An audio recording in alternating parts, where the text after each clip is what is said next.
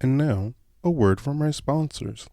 The Oyster Recovery Partnership is the nonprofit expert in Chesapeake Bay oyster restoration. Oyster Recovery Partnership has planted more than 9 billion oysters on 3,000 acres of reef and recycled more than 250 bushels of shell. Everyone benefits from a healthy Chesapeake Bay. Poor water quality and declining habitats can be reversed. Oysters are the answer. Pescavore is packaged in a convenient single serving size with no refrigeration required until after opening. Pescavore is the perfect, healthy, and delicious snack for those on the go. Pescavore, tuna that travels. Hey, what's going on, good people? It's Gardner Douglas, your oyster ninja. Hope you guys are prepared yourself for a great episode today. Do have to tell you, this is a redo. I wasn't going to say anything, but now I'm going to say something because I've said it. This is a redo because, as you guys know, if you follow me on social media, my laptop blew up on me, and of course, I'm a I'm a tech person, but I'm not a tech person, so I didn't know anything about a cloud, or I knew something about it, but just didn't know how to work it. Here we are now. We're back on a cloud this time, and we're floating. um, but yeah, I'm here with the ladies, Claire and Linda from Short Up, and they're here to tell you about the great things, first of all, that Short Up is doing, and their big Oyster Festival that's going down on November 19th. So, ladies, how are you again? We are great. Thanks for having us again. Yeah, thank you. We're really excited about the celebration that we have coming up because, of course, it's all about oysters and clean water. So that always makes our heart beat fast. Yes, yes. So just I guess let's what is Short Up? So we're a small ecotourism business, small meaning it's Linda and I Two who of us. do all the work, right? So, and of course, we have a lot of great community partners that help us along. But we started our business in 2019, right in the middle of the pandemic. Great timing, right? And so we are here in Hampton, not a place that most people think of ecotourism because we're in an urban area, but we love to show how urban areas also have some beautiful gems and nature and history. So we design programs, kayaking, walking tours, educational programs that showcase all that we have here in Hampton. Nice. So if you could just break that down just a little bit more. So how do you show this and when did you start this? So we started doing our tours in 2020. Claire had gone through the certified ecotourism class, and then I followed her and went through it. And we started off with museum tours and walking tours. And so we were selling tickets for that event and taking tours through the Hampton History Museum and then onto a waterfront tour. With COVID, with museums closing down, we had to pivot a bit and people seemed to want to be outside in the fresh air. So we dove into kayaking tours, and we didn't have kayaks, so we called it a BYOB. It was a bring your own boat tour. And then we also ended up buying our own boat because we really felt that it was important for people who otherwise wouldn't have water access to have the opportunity to come out and enjoy the waterways.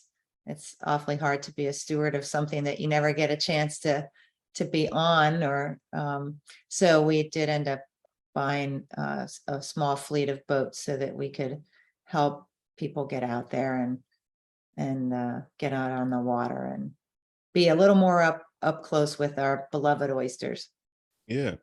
So if you could just explain to the folks how we got introduced a little bit, and that goes into, of course, this even how we got on this podcast platform. So I think we got introduced through the Chesapeake Oyster Alliance, which is this super awesome organization that is comprised of businesses, educational organizations, and just a whole host of people now.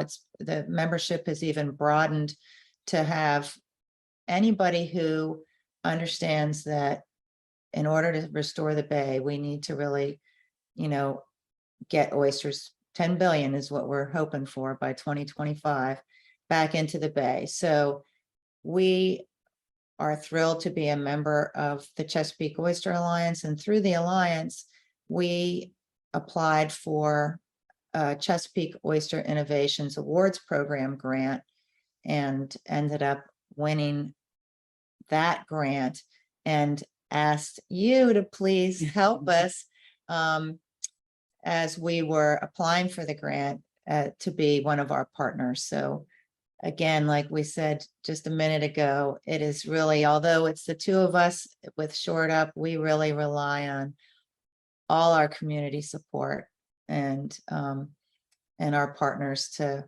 help us get the word out and help us bring awareness to, our oysters, a species that otherwise are kind of underwater and not very noticeable for a lot of people. That's great. And I love, meeting you guys and, I really think that's the whole purpose of me for the podcast is to kind of expand minds and worlds and connect with people.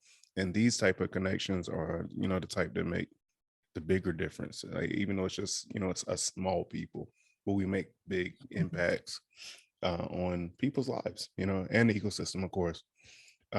So could you just talk a little bit about the celebration that's going on, or it's coming up rather? So we have our flyer. We'll shout out to our flyer here. Have our flyer. Again, it is on November 19th. We have approximately 11, 12 exhibitors, all like-minded oyster researchers, people that will be talking about clean water throughout the day at their different exhibits. It's free, it's family friendly, it's open to the public. There's live music, it's rain or shine. So we definitely are partnering with some great area businesses in the downtown area that will provide the event to go on, rain or shine, which is amazing. It's Saturday again, November 19th from noon to 4. We have amazing raffles, Canon cameras, some Short Up swag from some of our other partners that will all be out there. We have oysters. We have an oyster vendor coming from the Eastern Shore. That's another partner from our Chesapeake Oyster Alliance, Lambert Shellfish. Connection that's bridged it together, right? And, so we'll have, we will also have a cameo appearance by Helen Phillips Pitts. She is the great granddaughter of John Mallory Phillips. And we love talking about John Mallory Phillips. He's one of our famous oystermen here in Hampton. He came to Hampton after the Civil War, and he was described as a light-skinned African-American who started with one boat, ended up with a fleet of boats, and really contributed a lot to the community of Hampton with the money that he made, harvesting oysters. So it's a history that was almost lost until the family started researching it. And so one of the things that Linda and I love to do is we love to share those stories and find those important stories that, there's that bring a sense of pride of place for people, not only people who live here in Hampton, but to show that rich heritage, that rich ethnic heritage that oysters has all over the bay. So we're really excited that she can be here to do a little cameo appearance. I hope she's going to bring this beautiful shell that she has, that is what she has from her granddaddy's oyster boat, is this wonderful conch shell. And we like to imagine, what he used that shell for. We think, it wasn't like they had cell phones then. So that shell may have been used to communicate that the catch was coming in or something like that. But just holding that really ancient historic shell is like holding a piece of history in your hand. So we're really excited to have her. And again, you know, we were talking about growing oysters, been growing oysters a long time, but really, like you just said, you're not just growing oysters, you're growing those connections in the community and making friends in the process. And we just feel super privileged to be, to have Helen as one of our friends in the community. So that is what I think one of the ideas of the celebration is, to again bring people together. And I've never met somebody who I didn't really enjoy in this community. So to bring people together from the public and to share with them what we get to experience, you know, on a more regular basis, to share with them all these good people trying to do good things for us and our next generation. So we'll have some, you know, kid-friendly activities there too. And it's just going to be a really great time. Also, Lambert Shellfish is going to have oysters there. If anybody wants to pick some up in advance for Thanksgiving, he's going to be on hand to do that, and also show shucking. And you know, one of our restaurant partners is going to have oysters, also Virginia oysters and Virginia cocktails and hot chocolate and the fire pits going and all of that good stuff. So we'll have oyster gardening demonstrations and just hopefully a lot of fun for this inaugural event. And we just really hope that it's the people, though, that we hope will come and bring it to life. So thank you for helping us get the word out. No, it's my pleasure. Thank you, ladies, for doing this. I want to kind of pivot a little bit to the ecotourism part of it. First, like, what did that look like? What kind of, you know, courses did that look like while you were taking it? And then how do you think that's helped you with what you're doing now? Well, it's kind of funny story, I guess, because when I took the ecotourism class, I was not thinking that, oh, you know, I'm going to take this class and then we're going to start this business. I mean, it just, it didn't happen that way. Really, when I think back to oysters, I think, you know, those breadcrumbs started back when I started Oyster Garden in 2006. And then, you know, it just leads you to all these different opportunities. And so this opportunity for the ecotourism class came up, and they had some really great speakers. And I thought, wow, that would just add to what I already love doing. And let me just check it out. And as I was taking the class, I thought, wow, this is some pretty cool stuff. And, you know, we would really love for people to see a different side of Hampton other than what they usually see when they're sitting in traffic and not saying very nice words at the time, right? We want them to come see Hampton and say some nice things about Hampton. And so Linda and I go back a long ways. We always say that one of the ways we met was through oysters, because we started, we lived in the same neighborhood at the time. And, you know, I was growing oysters, and then we were doing a lot of volunteer work together with Chesapeake Bay Foundation. And then Linda started growing oysters. And, you know, those oysters just kept bringing us together again and again and again. So even though Linda moved out of Hampton, when I took this class, I thought, oh, here's a good way to keep Linda. Well, come back and you want to do this course, and maybe we could, you know, do some tours, because one of the things you had to do as part of the course is to develop and design a tour. And once I did that, I was like, now I really want to do it. And the only person I wanted to do it with was my buddy Linda, Who said yes? So yeah, so that was really great. Because she's such a great cheerleader, and you know, having the two of us, we can shore each other up. Definitely a good balance. We could share You each know, other up. It's a good personally, balance. professionally, yeah, we have a lot of fun. We work really hard, but we have a lot of fun. And so she said yes. It was like, yeah. So that's how that all started. So what do you think, what's been the hardest part of this process? I think for me, the hardest part was, oh, it's a small business, a few hours a week. I commute 45 minutes from Virginia Beach. Sometimes in the new HRBT traffic is not very fun. So my balance is, the commute.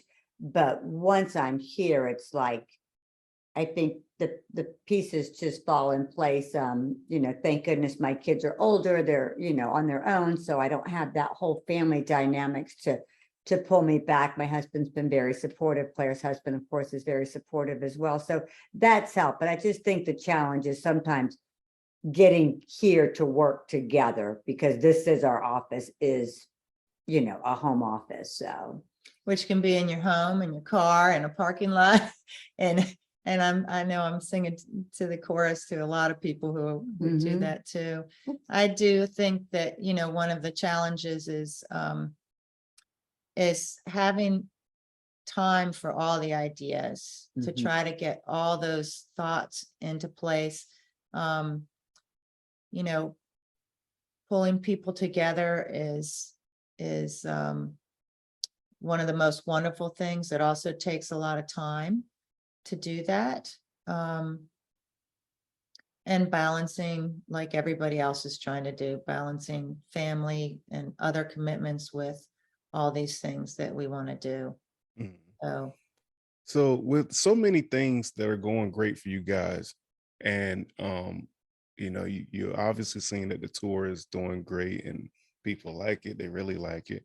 How do you prioritize those ideas that just come up? You know what? Let's try this. This might be a good idea. Or, how do you prioritize all of that? Like, how do you rank it? You should see our desk. we chose to come downstairs today, not come upstairs. We have notes and thoughts and ideas on like everywhere. And I think the Chesapeake Oyster Innovations Award grant really helped us prioritize what we wanted to do and how we wanted to do it. Of course, being part of the Chesapeake Oyster Alliance also inspired us to think up more ideas. And, but I think as we go along, certain things, just deserve to be repeated again and again and again. So for instance, just sharing people about all the different things that oysters can do for cleaning the water and providing habitat and providing food and helping our shorelines. There's that information is a repeat again and again and again. So you take these pieces and you put them in different places in different projects, but a lot of the pieces can stay intact. Our oyster gardens in downtown, for example, are one of the items that we, one of the things we really like to feature on all of our tours, because it's one of those, it's a keystone species in the Bay, and it's also a keystone element of what we're trying to show and what we're trying to do. So, how can we put that in different tours and different experiences? And so we take those things and we plug them into different, tours, different experiences.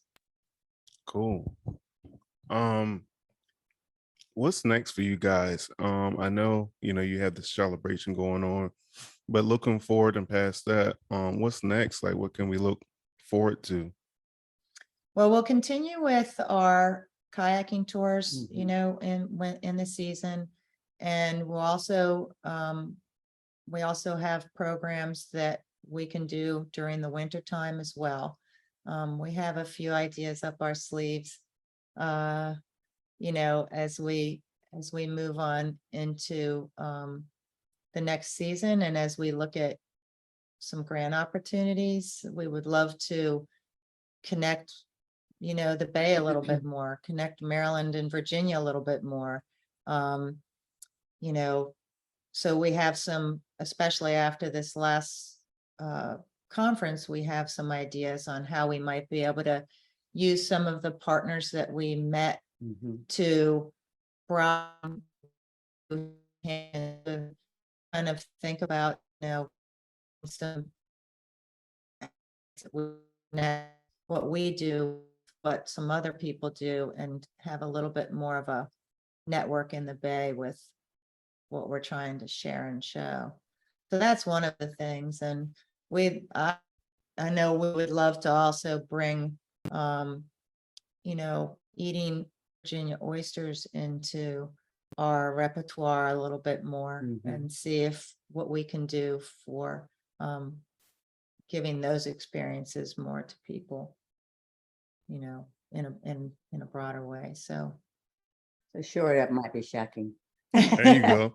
Short Well, up shucking. Okay.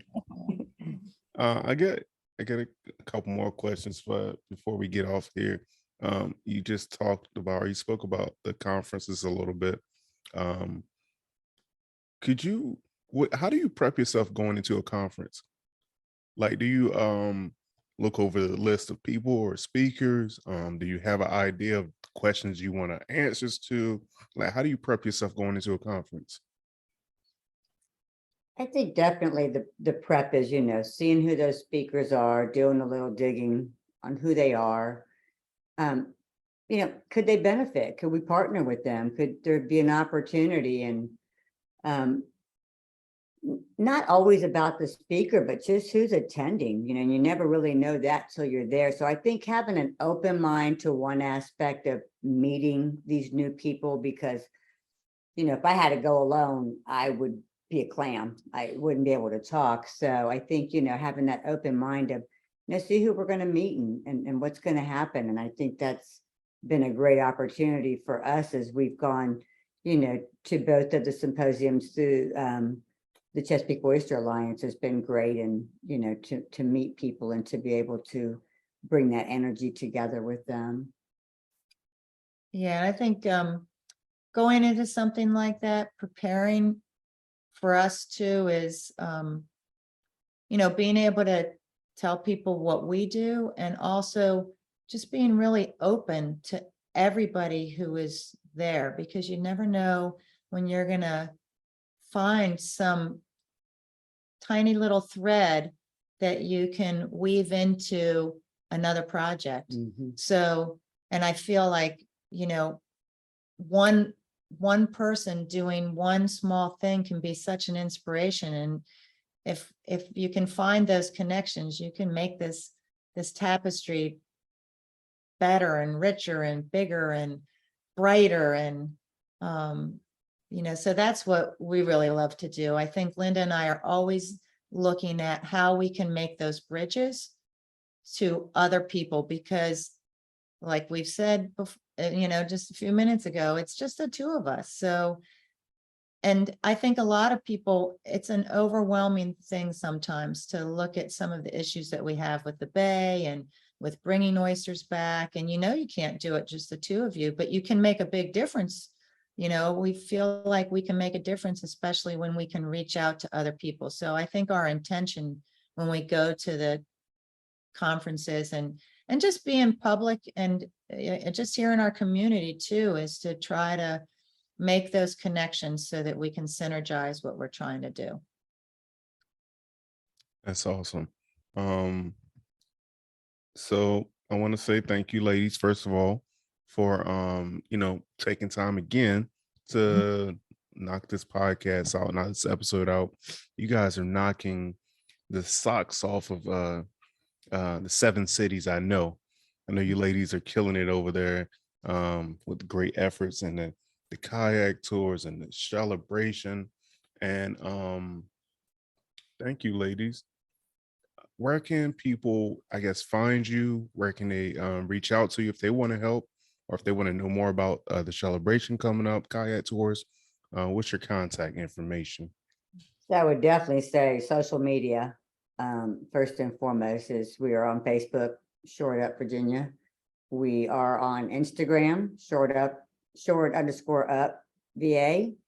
We have a website, www.shortupva.com.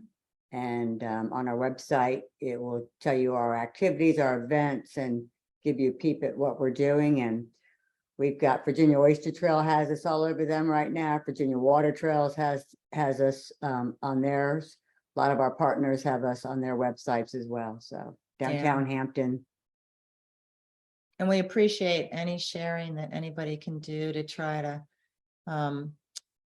christen this celebration this year. So we appreciate, again, you, Gardner, for having us on and spending part of your busy day to help us further the message. So thank you. Yeah, it's my pleasure. Let's leave off like this. Where do you see you guys? Where do you see Short Up in, let's say, 3 to 5 years? People ask that, and I keep Wrinkles. thinking that if somebody asked me 3 to 5 years ago if I would even have Short Up, I'd probably be like, what are you talking about? So I think what I try to do is look for the breadcrumbs and just be open to where that could take us, and not have a prescription for what that looks like, but to just know that our passion will lead us where we need to go. I really feel like that's a lesson I've learned through this whole process. That if, that passion attracts other people and attracts other opportunities. And I have to just trust that, that passion is going to continue, and it's going to continue to bring things our way. And we'll see what happens with that. I'll see you there. Awesome. Super. Thanks. And now, a word from our sponsors. My name's Matt Owens, and I'm the founder and CEO of Healthy Ocean Seafood Company, the owner of the Pescavore brand. For the last 5 years, 6 years now, actually, I've been the sustainability director at Trimarine, which is a global tuna supplier. We're down here at San Pedro right now at a Trimarine facility. And so for the last several years, I've been working to effectively manage tuna resources all around the world. So we have these great sustainable fisheries in the US, but most of that gets exported, a lot of times processed overseas, then imported back into the United States. We have a huge seafood trade deficit. And I wanted to find a way in which I could add value to the resource here on the West Coast and bring it to market here on the West Coast. And so that's really how Pescavore started. And so to take a West Coast caught tuna and process it into something that's different, something that's delicious, something that's convenient, something that's healthy, and something that's sustainable. And that's what the Pescavore brand is all about. It's making seafood snackable, it's taking sustainable tuna and it's bringing it into the snack space so that it's convenient for people. You can eat it anywhere, it's delicious, it's good for you, and importantly, you can feel good about it. You're supporting local fishermen, you're supporting a sustainable fishery that's well managed.